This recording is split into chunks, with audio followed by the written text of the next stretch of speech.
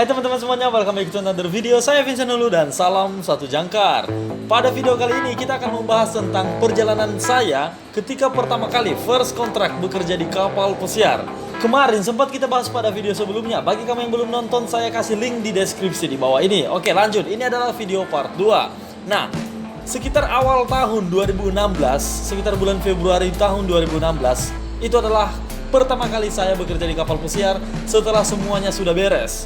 Dalam arti, saya sudah lulus interview, semua dokumen sudah lengkap, paspor, visa, medical, seaman book, dan lain-lain, semuanya sudah lengkap dan tinggal berangkat ke kapal pesiar. Ketika pertama kali berangkat di kapal pesiar, saya berangkat dari Indonesia pergi ke Miami, Amerika Serikat. Dan itu adalah kali pertamanya saya pergi ke luar negeri seorang diri. Saat itu berangkatnya dari Jakarta, terus transit di Qatar kalau nggak salah, udah lama banget ya, beberapa 5 tahun yang lalu.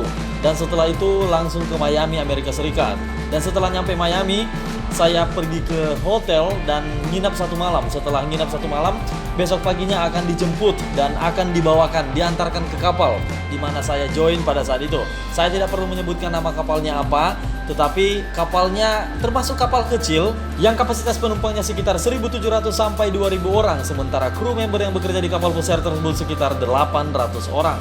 Kurang lebih. Nah, pada saat pertama kali menginjakan kaki di pelabuhan, saya melihat kapal pesiar itu gede banget, besar sekali. Dan ketika saya step into the gangway, pas masuk di kapal pesiar, itu tuh nggak langsung kerja dan tidak langsung istirahat. Kita langsung ada training, dan setelah ada training nantinya kita akan dikasih ujian. Nah, ujian ini adalah ujian yang berkaitan dengan safety exam. Ketika kita lulus, barulah bisa melanjutkan pekerjaan atau aktivitas di kapal pesiar. Tetapi ketika kita tidak lulus dalam safety exam tersebut, akan ada remedial sebanyak 3 kali.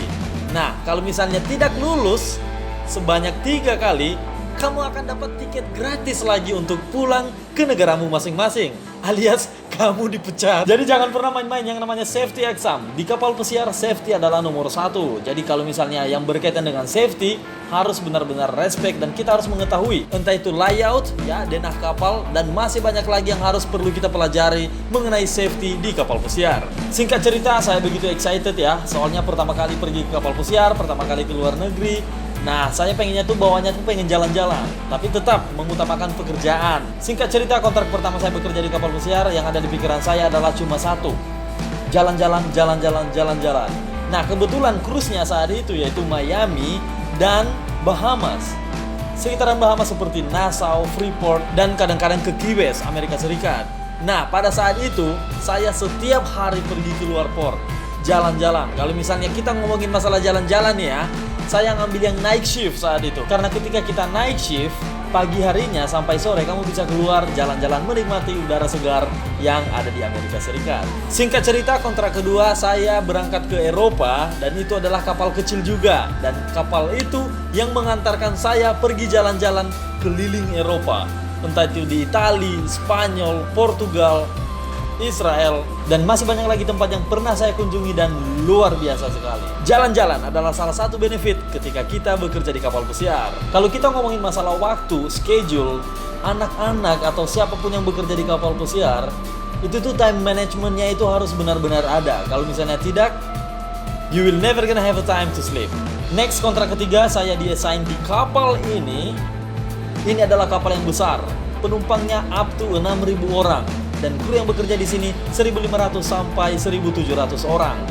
Dan itu orang semua, guys. Sudah sekitar 5 atau 6 kontrak saya di-assign di kapal yang sama, yaitu di kapal ini. Kenapa? Karena sebagian posisi harus bertahan di kapal yang sama. Kecuali kalau seperti waiter. Kalau waiter kan ada banyak sekali waiter di kapal pesiar. Jadi kamu bisa, ada banyak sekali possibility kamu bakal dipindah ke kapal yang lain. Tetapi untuk posisi tertentu, kamu bakal dapat permanent shipmu. Tetapi nggak apa-apa, jangan khawatir. Bagi kamu yang mendapatkan posisi-posisi tertentu yang seperti apa yang saya sebutkan barusan, kamu bisa request. Jadi ada yang namanya crew request. Kita bisa request mau pergi ke kapal mana, yang rutenya di mana.